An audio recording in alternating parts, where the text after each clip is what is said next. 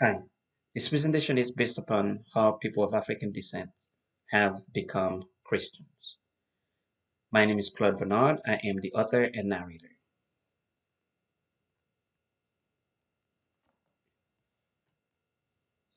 The disclaimer. This presentation on how Africans and people of African descent were Christianized or became Christians will help us understand why Christianity, under the umbrella of many denominations, continues to permeate the way many adepts operate, how they see life, and how they perceive personal, societal, and global issues as well.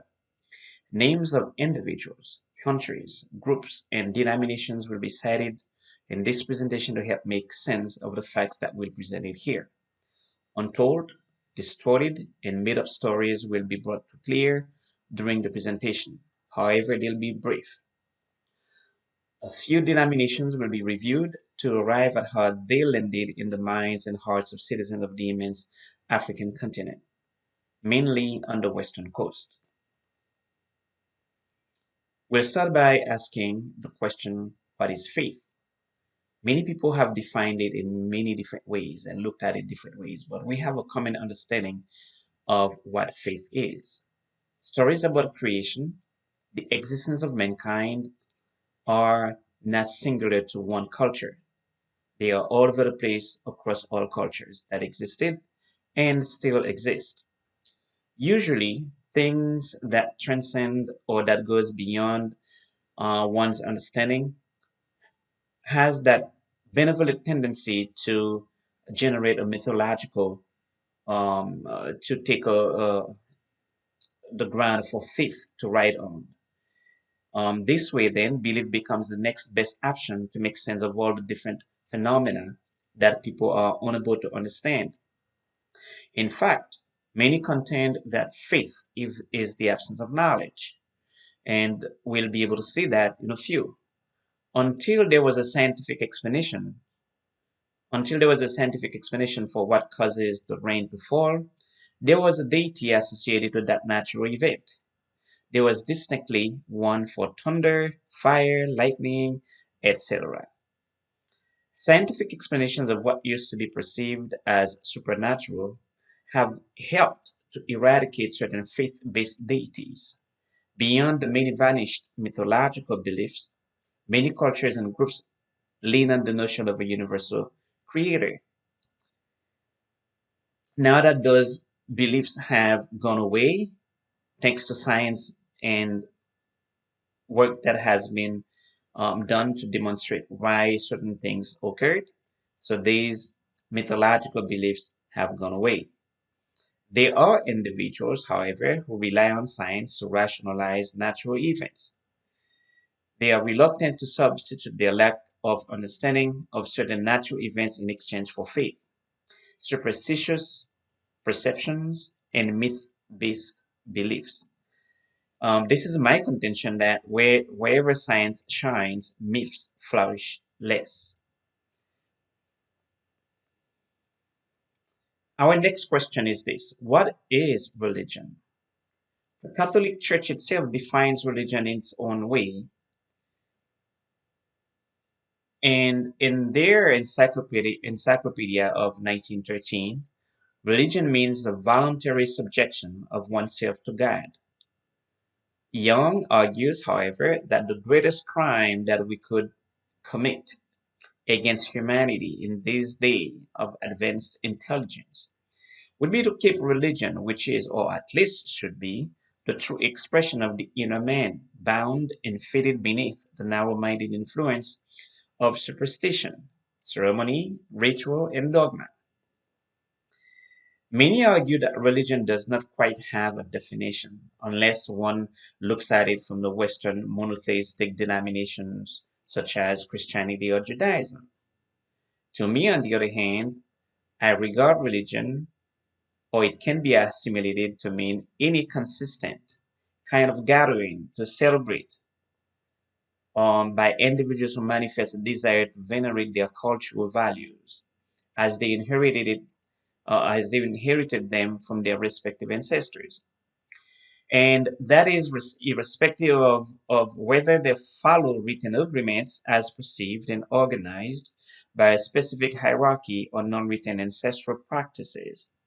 It matters not whether people have a written agreement or a book to follow. That does not quite, that's not the only way that you can actually define religion. In fact, those who had a book to define what they should follow tend to discriminate against those other religions that do not have that.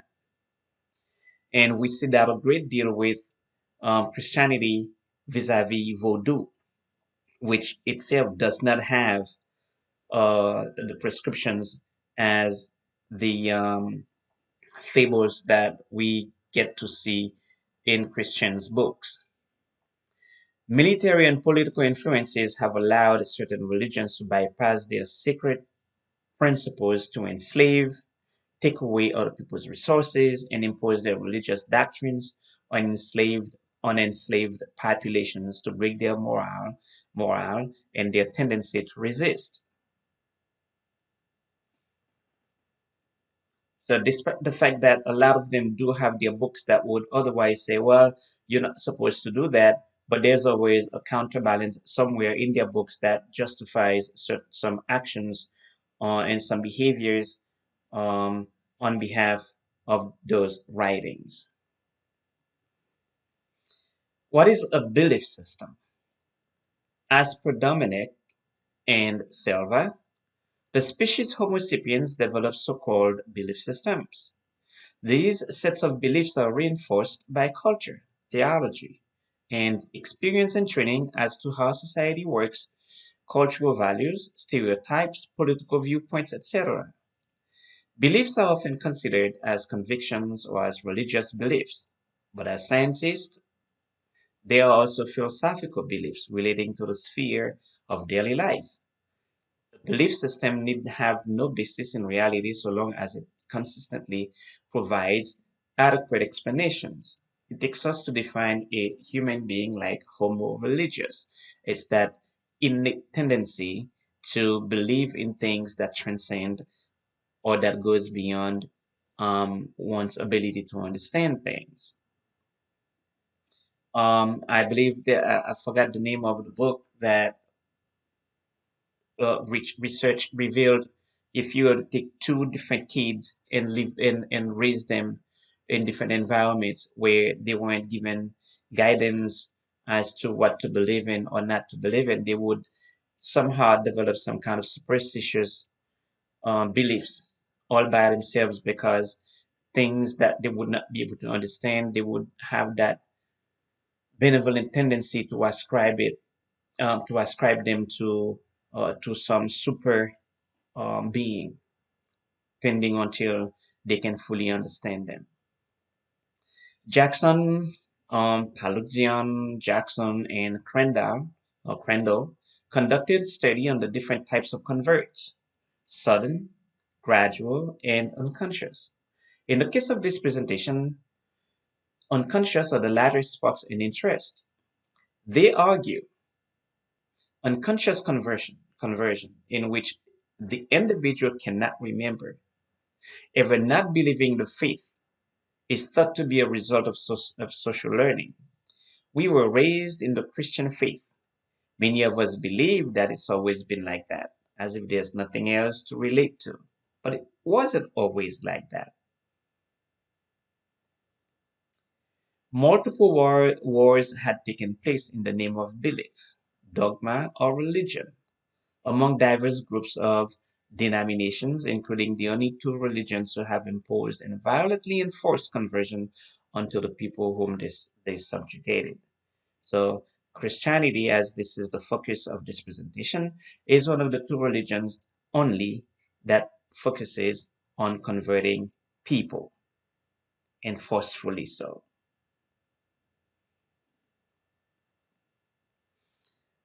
Where did the story about Christianity, where did the story come from? The ones that populate the book, as we know the Bible.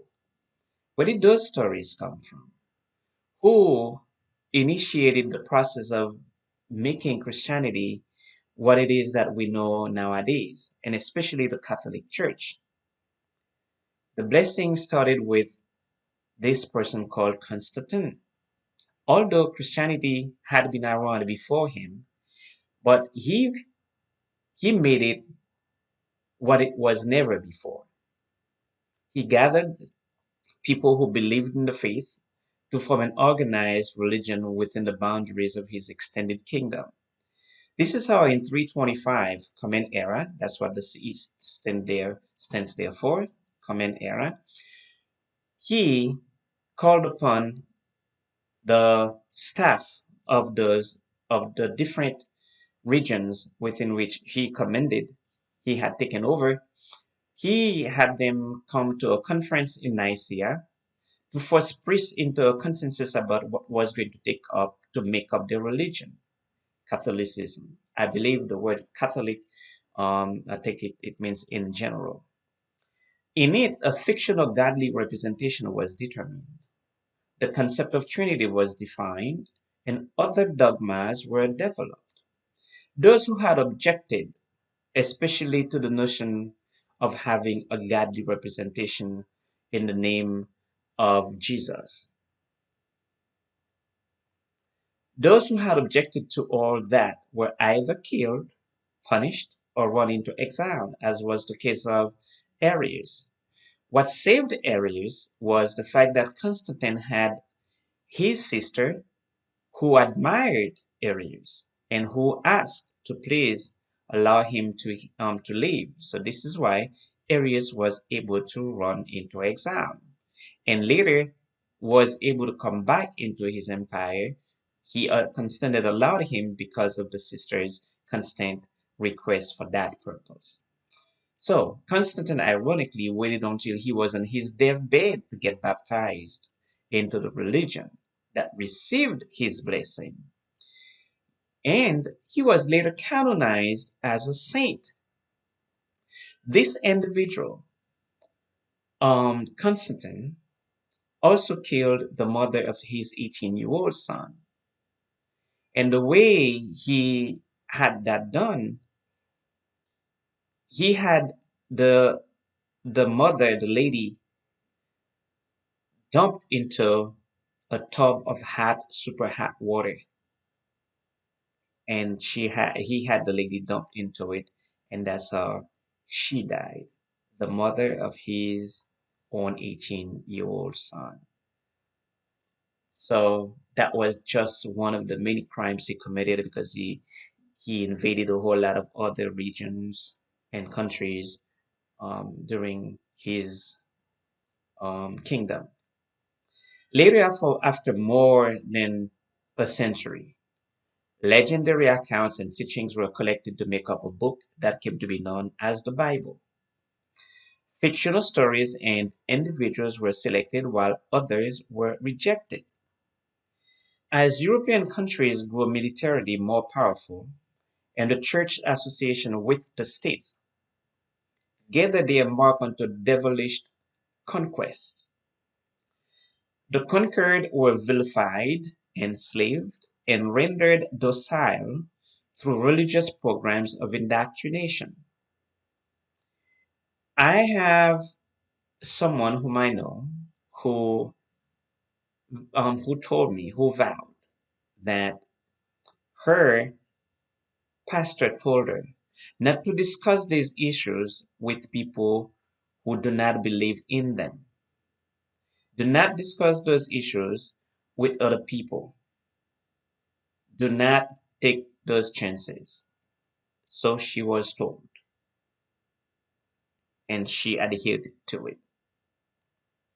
As European countries grew militarily more powerful, and the church association with the states, together they embark onto those devilish conquests, just like Constantine did. Individuals and groups became totally disconnected with their ancestral values and became unconscious, as we referred to earlier, unconscious adepts. After years of the consistent and effective reinforcement of the indoctrination programs, missionaries find a suitable ground after having been successful at subjugating the minds of the enslaved, the colonized, and the miseducated groups in order to blind them from their respective roots. People are unable to connect to their roots after having been out away from it for so long. Bringing any kind of connections or speaking about that kind of connection tends to have them look at you as if you're being controversial or you don't believe, therefore they shouldn't have much to talk to you about, or they would just run away, or they don't want to hear what you may have to say. So that was pretty much in a nutshell the way a great many of us come to call ourselves Christians. We were and still are only victims of the denominations under Christianity. Countries that had not been invaded by the forces associated with that religion maintain their own ancestral values and venerate their own ancestors. The Japanese do not believe, the Japanese are not Christians. In fact, they kicked out Christians out of their land around 1630, 1640. They kicked them out. Hence, they adopted the, the belief reflected in the how they venerate their own ancestors. They practice a religion that is pretty much similar to that of Vodou. Um, China, also a powerful country, is not Christian. How we became Christians? Again, stories about creation is typical to all people, cultures, and regions throughout the planet. Christianity has been able to export their legendary versions onto various regions that it had conquered, with the help of state-sponsored countries at lucrative ends for high dividends. Had not it been for the invasions of warmongered Europeans and their insatiable thirst for natural and human resources, Africans, especially from the west coast of Africa, would not call themselves Christians today. Christianity is one of the two religions that believes in forceful conversions. There, I have stated that a little bit earlier about how it's one of the two religions only that believes in forcing people into conversions, invading other people's regions, um, render them docile, take away their resources, and enslave them. They have a whole array of different passages in their books that always kind of justify um, those types of um, those types of behaviors, and they benefited from them. Both of them, they benefited from their disgraceful activities. Most of those countries are now listed as rich countries. The impoverished ones, the ones who finally turned into Christianity, well, not themselves, but they turned them forcefully so into Christians. So they themselves are mostly considered to be poor countries. The impoverished ones hold on to former tools, such as the church and its lucrative and appeasement programs. Those programs used against their ancestors. To many of our people, bringing a state of awareness to them is the equivalent of attempting to get blood from a wall. However, missionaries find a suitable ground after having been successful at subjugating the minds of the enslaved, colonized, and the miseducated groups to block the new adepts from their respective roots.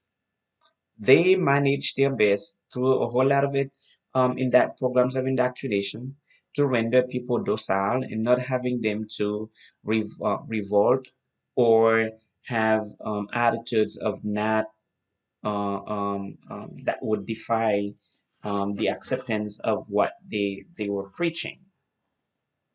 Invading nations have belittled their own criminal activities to criminalize Africans' ancestral values. This is how Vodou, sorry, an ancestral veneration and cultural practice native to the people of the Dahomey. It's now called Benin. It's painted as witchcraft.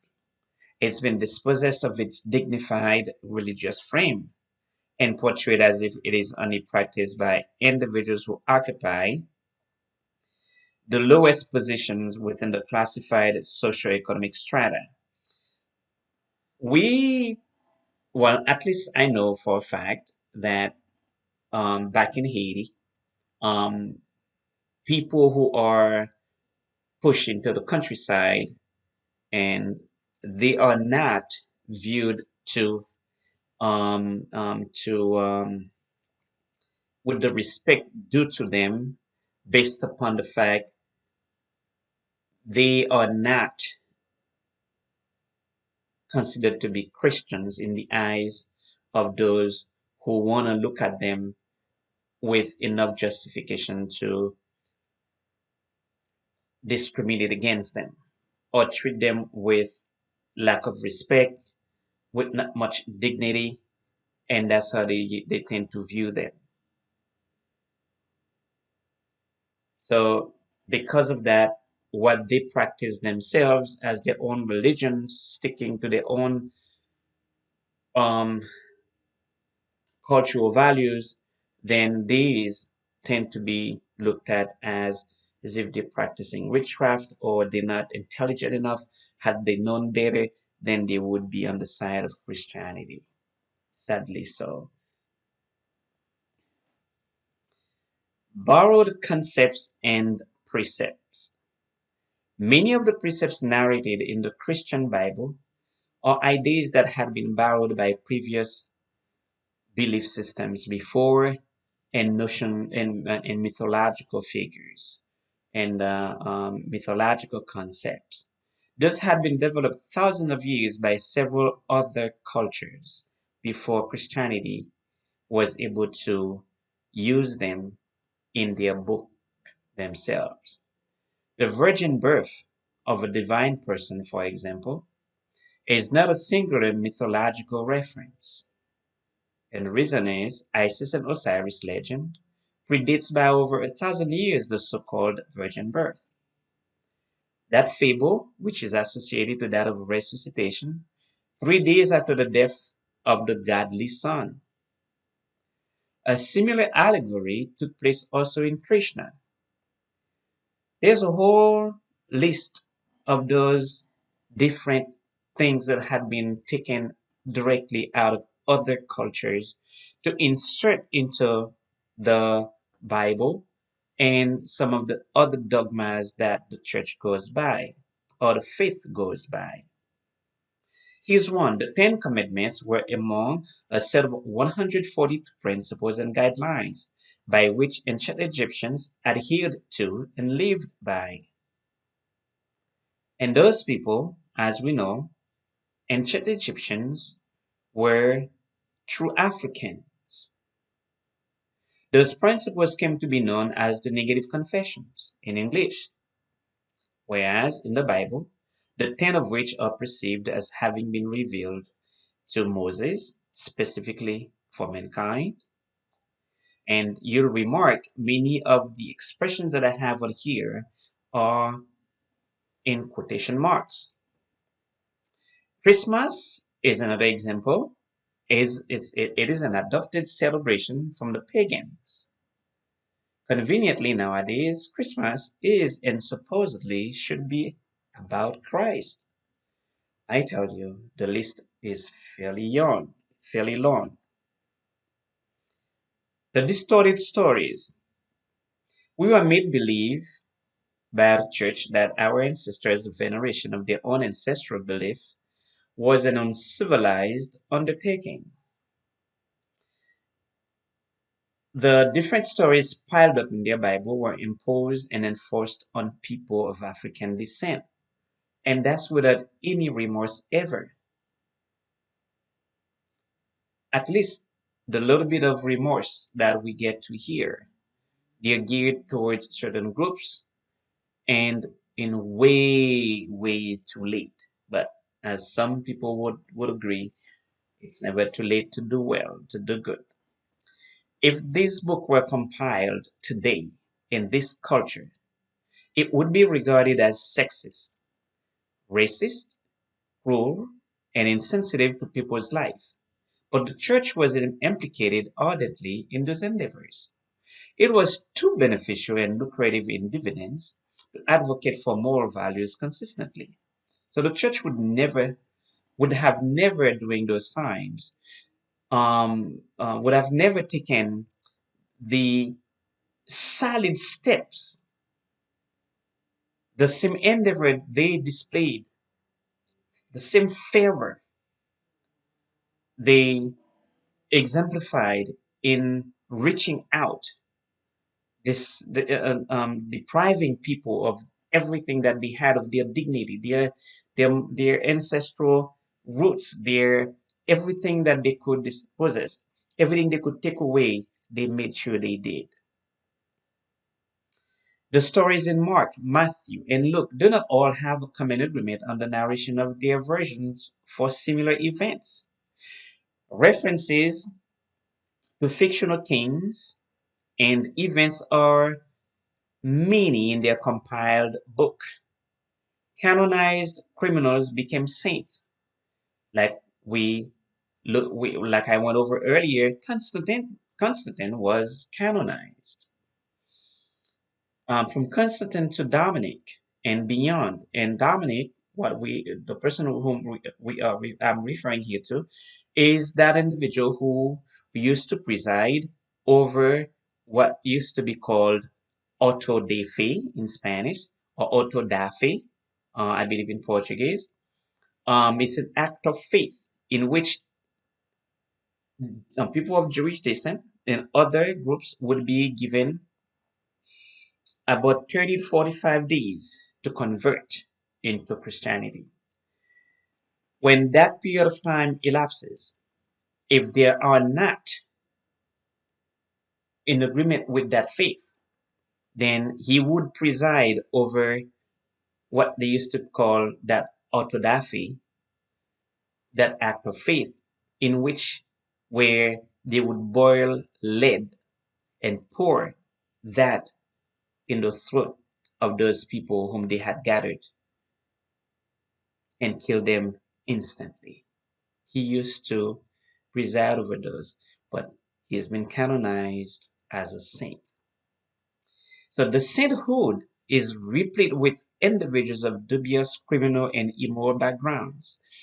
In fact, we have a whole lot of them, popes and other priests and other hierarchy individuals in the church who would um, bless a whole lot of the people who used to do a whole lot of harms to peoples, to groups, to countries.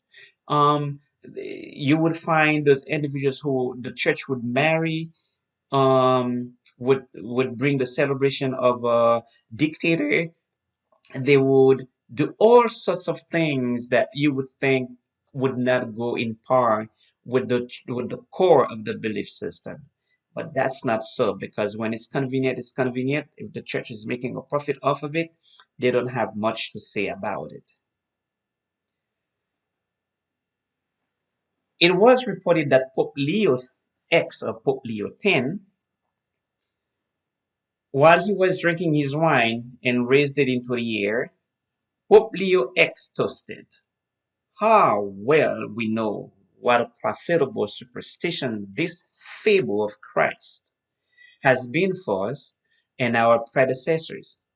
He knew, as he insinuated, that others were well aware that it was one of the made up stories. Regretfully, he was right. There are plenty of those made up stories in this book. Someone argued, however, this is a divinely inspired book, except that, as per that individual, that some of those people are also human. But if we are taking away the person or the deity that inspires those individuals, then at some point when that human nature is taking over, at some point then that inspiration needed to correct that. But that's a story for another time. The role of religion in slavery. The more Christianized our sons and daughters of formerly enslaved ancestors, the more distanced they are from their cultural and ancestral roots. The church had the ultimate responsibility of indoctrinating the enslaved populations. Through a systematic program of preaching acceptance, resignation, and miseducation, they made sure that people and adepts of African descent become forgetful, passive, ignorant, docile, belittle solid education, and remain oblivious of their past, and who altered it to their detriment. This is a typical example of what occurred in Haiti under the group called FIC. It's the FIC stands for Frère de l'Instruction Chrétienne, or FIC stands in English. It's the group of it's a fraternal group that that's there for um, for Christian teachings. So they were the ones who became responsible for the education in Haiti starting early on around 1860. Since then, they made sure they distort, they promote things that would be so abhorrent, so undignified, so lacking in moral values. They promoted all that. They even uh, um, argued that Bartolome de las Casas should have been treated as a apostle, and where they also referred in their books, although they have no references as to where they gathered their information from in that book, on the history book, that which is still in effect in Haiti, regretfully. They argued that the slaves were treated well. It's a little bit um, it's a little bit hard to swallow that you can be a slave and be treated well. It's hard to swallow, but all of these um, garbage, pardon my expression here, but all of these things are in those books that my grandparents, my grandfather, great grandfather probably, my grandfather probably studied from, um, and other groups from my family probably also studied from there and came down to me and up to generations now studying it, studying um, the same nonsense that they have been feeding generations over generations to a country that does not question their wrongdoings. So, with the presence of the church consistently alongside the invaders, it implements a solid indoctrination program that subdues the full cognitive ability of the controlled population. Nothing that bears the imprint of Africanness is worth much respect. They build schools, churches, and employ other methods to root out any connection that the victims might have to do with the ancestral and cultural heritage. With the promise of going to heaven, a personal savior, and forgiveness of those who maintain the adepts in a gullible state, the victims then accept the criminalization of the ancestors, their impoverishment, and a low level thinking to rationalize their adherence to the right religion and proud culturally disconnected converts. So they put people in such a state.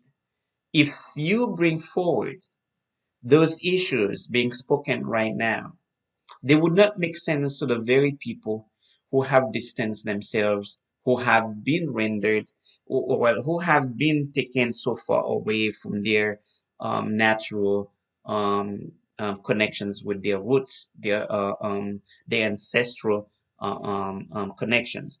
Once you take those people and distance them and displace them from so far away, you would not, they would not find any connections with what you're talking about, because it's as if now they have a vested interest in it.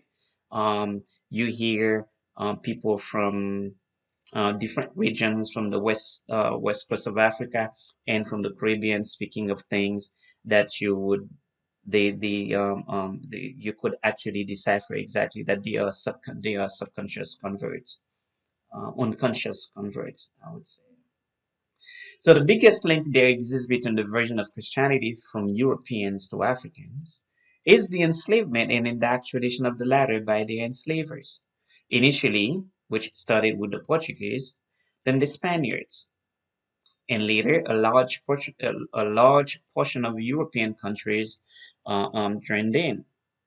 It was reported that Leopold II of Belgium also used the same desensitization weapon offered by Christianity to steal natural and human resources, where he violated the integrity and humanity of the people of the Congo. And through that process, he was able to modernize Belgium. Belgium did not have modern sewer, did not have running water until wealth and the enslavement of people of the Congo and the systematic the death that was taking place in the Congo was heartbreaking. You would say, and because unfortunately, he made Hitler look like he was nothing. He killed way more people than Hitler himself killed. And mind you, one is always too many. So when we are into millions, that's way too many. Denominations. None of the populations that the church participated in their enslavement produced a denomination of their own. None of them did. However, since the indoctrination and the miseducation programs had been ongoing for centuries, adherence to different denominations under the umbrella of Christianity is easy. The foundation had already been cemented, so it's fine. So it matters not which denomination you join in. You are still under the umbrella of Christianity. So the various biblical interpretations are among what generated the dissent from Catholicism.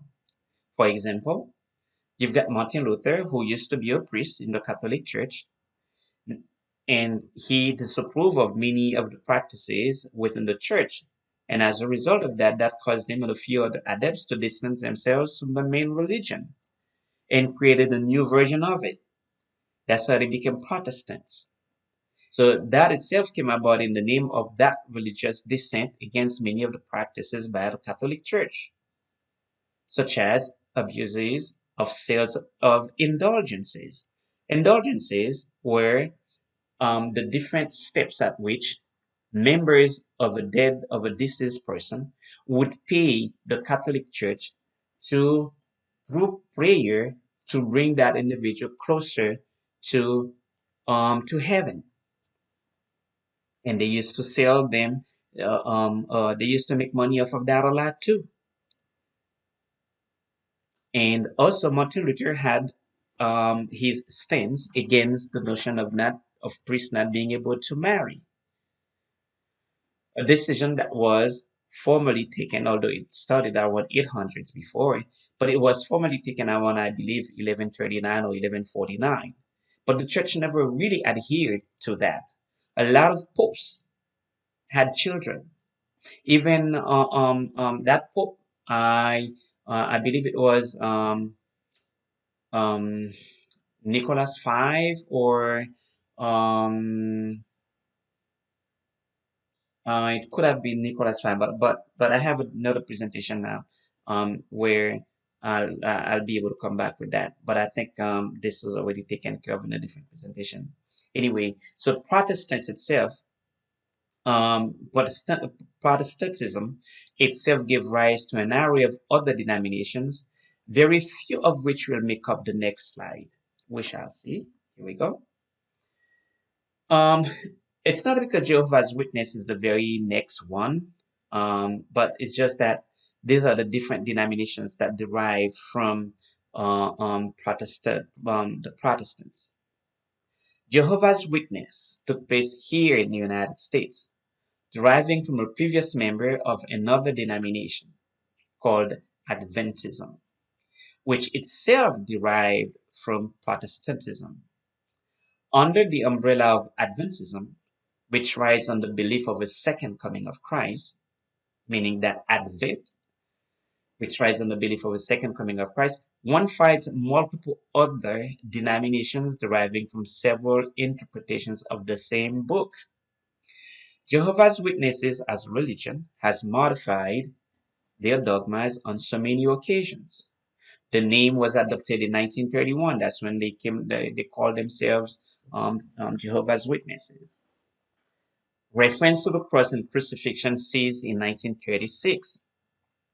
In 1951, birthday celebrations were described as objectionable because of their pagan origins. The September 15th of 1971 issue of the Watchtower warned that all worldly careers are soon to come to an end and advised youth that they should not get interested in higher education for a future that will never eventuate. So, this is one of the denominations that a great many of us tend to be adepts of which some of those information might not even be available to a lot of them. Another one that I had not put there, and I believe they are probably richer than the Catholic Church. I believe it's the Mormon. I did not elaborate on that here, but we'll go on with other denominations because I did say we were going to look into a few of them. Pentecostal is another derivation from Protestantism that believes in baptism as a form of direct connection with God through quote unquote the Holy Spirit. You also have the Methodists. They were called Methodists because of the manner in which those individuals were carrying their practices, their approaches to the Bible. So they were called Methodists as a result of that. So John and Charles Wesley, John was the oldest of those two brothers, including George Whitefield to a certain extent, and I put to a certain extent just because he was in a kind of disagreement with John Wesley.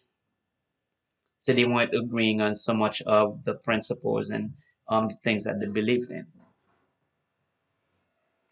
This also derives from Protestantism in United Kingdom. In the United States, it was one of the religions of the enslaved, who later formed their own church based on the teachings of that denomination. Contrary to Calvinism, adepts to the faith believe Jesus died for everyone's sins and not just a few, and that sinners stand a second chance for salvation. Baptist adherents believe in communion and baptism. In baptism, people are to make a conscious decision as adults regarding their faith. Sola fide, meaning by just faith alone, that's the expression used for that, and their communion with God. They do not believe in baptism of infants. Baptism by immersion is the norm. This is only just a few of the many different denominations that we have in which that we see a whole lot of those belief systems have been immersed into our population, and we take them and not knowing where they came from. Um, a lot of us are Baptist. A lot of us are call ourselves Pentecostal and Methodist, Jehovah's Witnesses, and stuff like that. We are looking as an act that took place right there in 1975, 1977, called the Panari Indians in the Amazon, where people who are from England, religious people from England, call themselves, I believe they were Baptist. They went in there and they they had a Bible in which where usually the Bible, depending upon the versions and regions that you may be in, it picks on the most popular food, or what's most likely popular as something that's used to be used to invoke their lessons and their teachings to the people whom they are indoctrinating into their programs. What they made those people believe, who were called who supposedly were Indians, because they were not, but those natives there, they told them they had to convert to that religion because God, um, they under the impression that God, they're the ones who killed the Son of God. They're the ones who killed Jesus, and they had no idea who that made up figure was, or who that individual might have been. So they were reluctant to convert because they have their own ancestral belief systems themselves. They have their own ancestors to venerate, to look up to.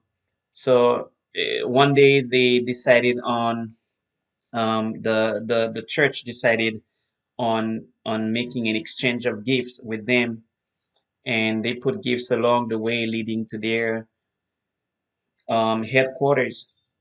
And along the way they put those gifts, and they put arsenic, um, what do you call it? They put poison in them, and then when they ingest those, they were killed right away.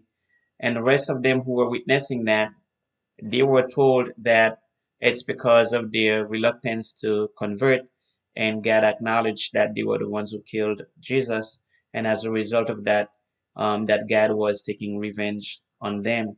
And if they were not quick to convert, the rest of them would die. That's how the rest of them decided, oh, okay, we're going to take the faith, and then that's how the rest of them did not end up dying. This is something that took place recently, 1975, 1977, right there, they called them the Panay Indians. All those denominations came to us while we were surviving under the yoke and existential threat of slavery. Rare individuals took a stance, and many among those who did were either exiled or killed, as was the case of John Brown in the United States. No denomination went on any systematic strike or major protest to strongly demand a total rejection of the methodical dehumanization of people of African descent. The system remained intact until it was no longer as profitable. Acceptance, forgiveness, and hope in the afterlife were the name of the game, while equipped with a personal savior. It worked, and it still does.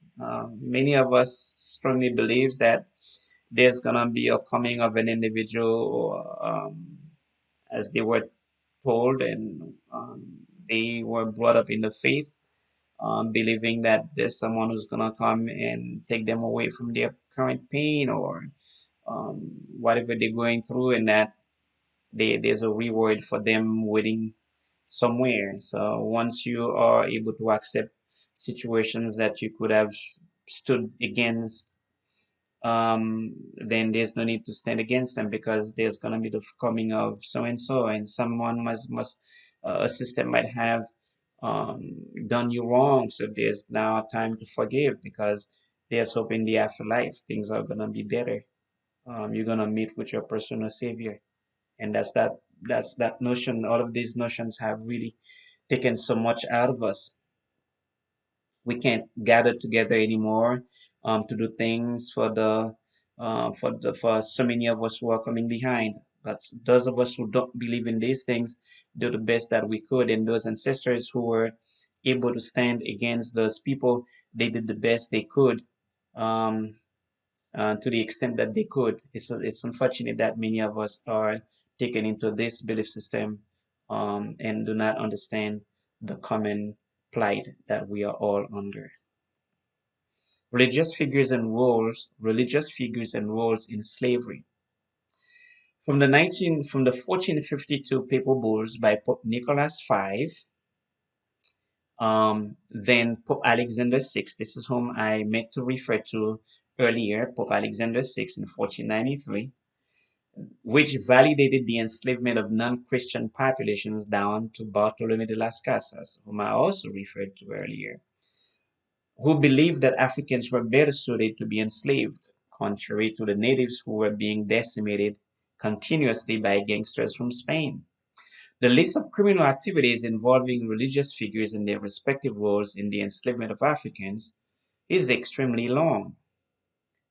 It extends way beyond Las Casas. It is not a coincidence that most of the church's wealth is concentrated in Africa. The church capitalized with glee on its immoral and lucrative involvement in the enslavement of people of African descent. To paraphrase Alison Gaines' contention, theologians from the 16th and 17th centuries advocated that Africans inherited the enslavement from the story about Ham's and Canaan's curse of slavery. Hmm. To justify that practice, pro-slavery advocates up to the 19th century in the US continued to use this biblical fabrication in addition to Aristotle's theory of natural order and New World racial prejudices as the solid rationale behind the enslavement of Africans. There was no peaceful conversion that ever took place during the human trade. I call it human trade, unlike coming it's slave trade. People were not born slaves. They were born into a slavery system.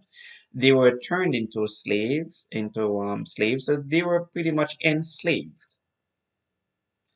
No exchanges of ideological differences were ever deemed necessary by religious leaders and other ill-intended criminal invaders out of respect for the natives of the different populations. No one came and said, can we talk about our belief systems? If yours is so much better than mine, so then I'll embrace yours and I'll drop mine. But I'll also talk to you about mine and see whether you appreciate it or not. It was not that kind of interaction that ever took place when we're talking about people of African descent becoming Christians. It was not during an exchange.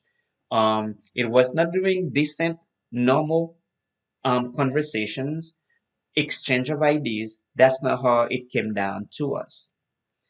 It may appear as if it's okay now, we're doing the missionary works that people used to impose on us. We do not do that anymore. The same way it used to be done during slavery time when we used to be enslaved by them. But now we turned out we're doing the things that they used to do for on us. So no exchanges ever took place, ever. John Brown, however, believed that he had a godly mission to stop slavery. For that he was truly crucified. It's not a fable, it's real. This individual lost his life alongside his family for the dignified um, battle and faith that he had. He had a mission that people should not enslave other people. The church never confessed to Haiti for its sinful participation and promotion in the enslavement and systematic destruction of the cultural practices of Haitians who are of African descent.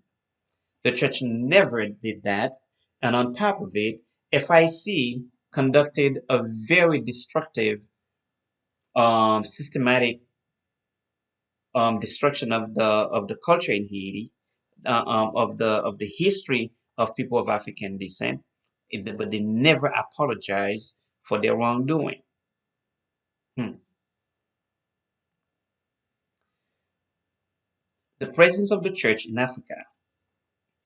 Pope Alexander VI in 1493 turned Africa into a free-fall cake for Spain and Portugal to revel in with impunity and cruelty. The church went along with it, profited, and grew more powerful as a result of its blessings to the lucrative human trafficking trade. The ports that embarked and received enslaved individuals from the west coast of Africa, they housed churches in virtually all of them, meaning going from the door of no return, which is located in Ghana, to the Caribbean coast. The door of no return itself, that or you go to Elmina Castle, there's a big church on top of Elmina Castle. going to the west, going to the coast of the Caribbean coast, you will find churches on virtually all of those different ones. You go to St. Martin, you find a big church not far from the coast, right off the coast. You go to Haiti, the same thing. It was like that for a whole many different of those spots because those churches played a major role in making sure those people were converted, were baptized prior to them being sold. At the Berlin Conference, which took place actually in November 15th, 1884, which lasted until February 26th, 1885, in which 14 European countries and the United States contributed to partition Africa. Those countries were Austria-Hungary, Belgium, Denmark, France, Germany, UK, Great Britain, Italy, the Netherlands, Portugal, Russia, Spain, Sweden, Norway. Now they're two different countries, but they used to be unified. They were a unified country from 1814 to 1905, but now they're two different countries. Turkey and the United States of America. The church was able to reestablish itself, preaching acceptance with a disguised promise of a better life after death as part of its dogmatic teaching to better dispossess the occupied of their natural and human resources. So um, that's how Desmond Tutu once stated. When the missionaries came to Africa, they had the Bible and we had the land. They said, let us pray. We closed our eyes. When we opened them, we had the Bible and they had the land, and that never ceased. They still have the land and we still have the Bible. Going with the flow. Christianity always sided with the established norms. Until those become taboo, racism was the norm, and slavery on many fronts made sense. The Bible condones the subjugation of one individual to another. Countless passages were later used to corroborate the enslavement of Africans by the church. The Bible is replete with those passages.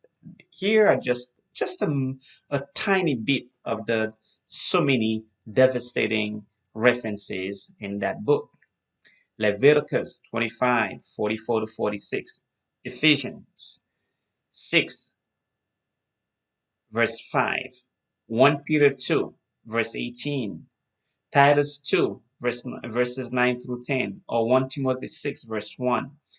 These are just a range of so many of those references that give European enslavers or European enslavers utilized as the basis to rationalize their dehumanization of people of African descent. The church practically saw nothing wrong with that flow. There could have been a few individuals here and there decrying the practices of some other individuals, but the church in itself never really deployed it to the point where it would be a game changer. So business boomed during the European version of slavery on the Africans and the Native Americans, from North America, the Caribbean, to South America. The Jim Crow laws did not change the policies of the church. No one seemed to have been excommunicated as a result of their practices. They were able to continue to attend church, no matter what level of their discrimination was. In fact, there was a time when people of African descent could not follow church inside of the church. When it was okay, there was then a balcony inside those churches, and now we're looking at balconies as very um convenient for groups to stand there and be singing, but it wasn't always like that, right? Newly established acculturation schools and heavy indoctrination programs were established by the church throughout those regions. Crimes of all sorts took place, as evidenced by recent findings in Canada. From children to adults, their humanity was removed by the church. It was not a secret when those criminal activities were being conducted by the church against the natives of that land. The church proceeded benevolently. It was normal and in the name of their Lord. Because of their leaders' notions of infallibility, based on the Bible's content, the book was never amended to decry the inhuman treatments inflicted upon Africans and other natives from other regions. So you would talk to people who said that the book was inspired. However, at the same time, people input based upon their human nature. They were able to input things that really favor their own perception of how certain groups should be treated. But it was never edited by the whoever inspired it. It was never taken and said, okay, maybe these were inspired by human beings. Let us let us human beings who object to that, let's take those parts out. There was never such case. It went on and still carries the notion that this is the book as spoken by the divine supreme being. Kingdoms that seemingly never existed. Europeans imposed religious names on their captives for their convenience. Many slave ships were named Jesus, and captives were assigned related names correspondingly. Allegories about biblical kingdoms, although there are no archaeological evidence to back up their existence, continue to be used as a pool to pull names out of to name sons and daughters of past and current adepts. Kings David and Solomon apparently are among the legendary biblical figures, but not real kingdoms that once existed. To a great many, it matters not whether those individuals existed or not.